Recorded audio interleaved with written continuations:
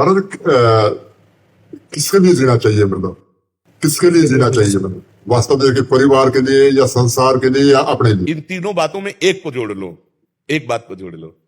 आपका जीवन किसके लिए है, हमको ये आप पहले उत्तर दे तो हम आपको फटाक से उत्तर दे देते हैं। आपका जीवन किसके लिए है? इसका तो मालूम नहीं महाराज।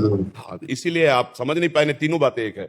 आप जी रहे हो सिर्फ भगवान के लिए, अनजाने में भी भगवान के लिए जी रहे हो। ये इंद्रियां, ये मन, ये शरीर, ये प्राण भगवान की रचना है। आप भगवान के अंश हो ना, भगवान के द्वारा ही नियत समय तक के लिए इस शरीर में हो। अनजाने में भी भगवान को सब प्यार करते हैं। कैसे? जैसे इनके अंदर भगवान बैठे हुए हैं, ये तुम नहीं जान पा रहे हो। ये तुम्हारी पत्नी कौन है, पूर्व जन्म में कौन थी? तुम्हारी बेटी कौन थी? तुम्हारा बेटा कौन आया है? कुछ पता नहीं। ना आप अपने को जानते हो ना इनको जानते हो। जो आपको भी जानता है इनको भी जानता है और आपको बहुत प्यार करता है, उसे कहते हैं भगवान। और उसी के लिए आप जीवन जी रहे हो, अनजाने में भी। अनजाने में अपने को जीवन में कि मेरे पत्नी है, मेरा बच्चा है, मेरा बेटा है, मेरा परिवार, मैं जो ये मैं है वो श्री कृष्ण है, वही भगवान है जिसे तुम जान नहीं पा रहे हो। ये तुम नहीं हो, ये तुम्हारा ढांचा है। मानते हो कि नहीं?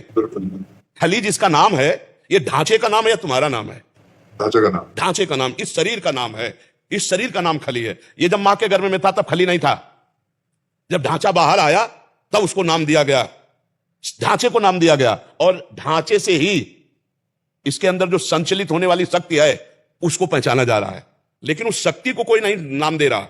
जो खली के अंदर पावर है, जो खली के अंदर ईश्वर है, उसको कोई नहीं देख रहा, उसको ज्ञानी देखता है। तुम उसी को प्यार करते हो, शरीर को प्यार करते हो इसलिए कि शरीर के अंदर वो शक्ति विराजमान है। नहीं तो अभी कह दिया जाए कि तुम्हारे पूरे जीवन का नाश हो जाएगा इस इतने से, तो इतना कटवाने में देर नहीं लगेगी, पैसा दे के कटवा दोगे। मतलब शरीर से भी प्रिय प्राण, प्राण से भी प्रिय आत्मा, और जिसे आत्मा कहते हैं उसे परमात्मा कहते हैं।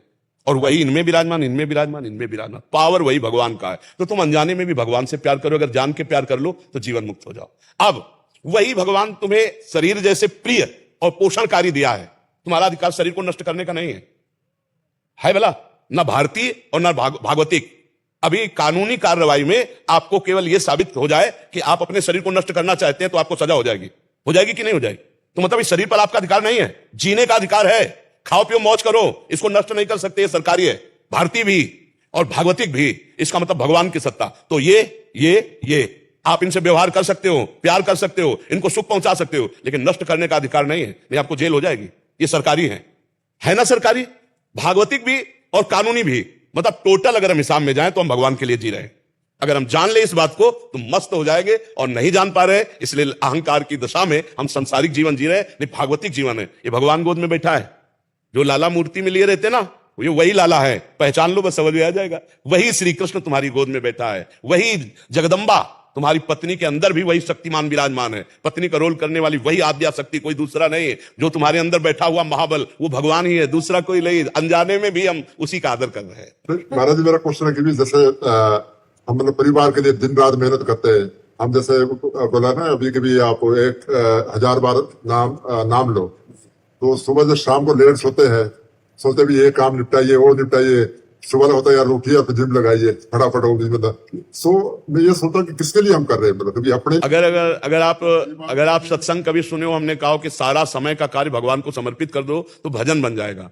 भगवान का भजन करने से ही पूर्णता ये बात समझ में आएगी। नहीं, आपको ये लग रहा है कि मैं अपने लिए जी रहा हूं, अपने परिवार के लिए जी रहा हूं, लेकिन ये जीवन कोई महत्व का जीवन नहीं। इसका कोई महत्व नहीं है। भजन नहीं हुआ जीवन में, ध्यान रखना। जब तुम जाओगे तो अकेले जाओगे यहां से, ना ये शरीर जाएगा ना परिवार का कोई जाएगा। और अगर भजन नहीं है तो यहां का जिम और यहां का तुम्हारा सारा नाम और यहां का बैंक बैलेंस, एक पैसा तुम्हारे साथ नहीं जाएगा। पत्नी सद्भावना कर सकती, साथ नहीं जा सकती। बेटे तुम्हारे लिए आंसू बहा सकते, साथ नहीं जाएंगे। अभी आप जो जीवन दे रहे हो वो जाने में भगवान को ही दे रहे हो। परिवार को मत मानो, ये भगवान के ही सदस्य हैं। तुम इनको नहीं जानते हो। ये आए हम वही समझाना चाहते तुम्हें कि तुम कह रहे हो कि हम दिन भर लगे हुए हैं परिवार के लिए, तो हम अपने लिए लगे हैं या परिवार के लिए लगे हुए हैं? नहीं, आप भगवान के लिए लगे हो, ये बात मान लो। अभी आप अपने लिए मानते हो, अपने परिवार के लिए मानते हो, इसलिए थोड़ा बोझा सा भी लगता है। नहीं लगता है बोझा सा? कितना करो। शब्दों में कहें कि जैसे हम चल रहे हैं जी, परिवार के लिए कमा रहे हैं, सब कुछ कर रहे हैं, अपनों को भी देख रहे हैं क्योंकि व्यवहार में हमारे जी, तो इसी को कैसे माने कि भगवान का है? क्योंकि वो है, मानने से ही तो है। हम पूरा समय भगवान को समर्पित इसीलिए करें। कम से कम 1000 बार राधा नाम जप करना, उससे समझ आएगी। बौद्धिक शक्ति बनती चली जाएगी, बुद्धि समझ में आती चली जाएगी। और धीरे धीरे जब आपको लगे तो खान पान सुधार लो। ठीक है, धीरे धीरे लगे। हम इसीलिए पिछली बार कुछ बोले नहीं थे और इस बार कुछ बोल रहे हैं, अभी पूरा ब्रेक नहीं मार रहे। धीरे धीरे आप आज पहले से काफी सुधार, हाँ धीरे धीरे धीरे धीरे पहले से काफी सुधार कर हाँ, लिया। धीरे बहुत चेंज हो गया महाराज जी। घर पे जो हमारा है सब चेंज हो गया महाराज जी। बेटी का क्वेश्चन है, ये शुरू से जब से हुई है ना, ये श्री कृष्ण जी को बहुत मानती है।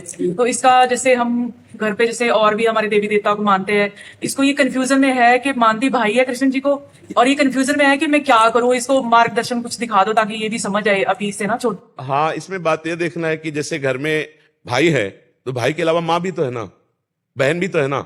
तो जैसे हम दुर्गा देवी विराजमान है तो समझती है मेरी माँ है, और भी देवता हैं तो सब श्री कृष्ण के ही अंश से तो हैं। हम किसी का निरादर ना करें, पर हमें प्यार श्री कृष्ण से है तो हम उनकी पूजा करें, और अन्य जितने भी भगवत स्वरूप हैं किसी का निरादर ना करें, सब में प्रणाम करें, क्योंकि सब भगवान के स्वरूप। मान लो देवी जी हैं तो अम्बा है, जगत जननी है, भगवान शिव है तो जगत पिता है, जितने और देवता हैं तो सब भगवान के अंश से तो है। तो अपने श्री कृष्ण से प्यार करें और सब देवताओं को नमस्कार करें। इतना सुंदर तुम्हारा भाव है कि श्री कृष्ण की बात सुनकर तुम्हारे आंसू आ गए। तुम तो बहुत पूर्व की कोई भजन करने वाली सखी हो, ले तो ऐसा कैसे हो सकता है। तो यही समझाते हैं कि सब भगवान जी श्री कृष्ण जी सब है, हाँ तो निरादर नहीं करते। ये बहुत ये पेंटिंग्स बनाती है जैसे राधा जी की। ये तो गजब की बात है भाई, आपके घर में इतनी भजनानंदी संत आ गई। ये पूर्व की कोई संत रही है? नहीं तो भगवान के लिए ऐसे आंसू आना बड़ा मुश्किल होता है। आप ही बताओ, भगवान के लिए रो सकते हो? भगवान के लिए बहुत सुंदर, बड़ी कृपा है आपकी कि जो ऐसी संतान है आपके पास। श्री कृष्ण प्रेमी पूर्व का कोई भजनानंदी महात्मा है जो अपना भजन पूर्ण करने के लिए तुम्हारे घर आया। बहुत सुंदर, भगवान की बहुत कृपा है आपकी। बोलती है पहले कृष्ण जी को राखी बांधती है, फिर बोलती है मेरा भाई है, फर्स्ट भाई मेरे कान्हा जी। हाँ बिल्कुल, बहुत सुंदर बात। हमें बहुत अच्छा लगा बच्चा आपसे मिलकर, बहुत अच्छा लगा। आप ऐसे नाम जप करना और श्री कृष्ण से प्यार करना, फिर देखना वो जीवन कैसा उन्नतिशील बनाते हैं श्री कृष्ण। ठीक है,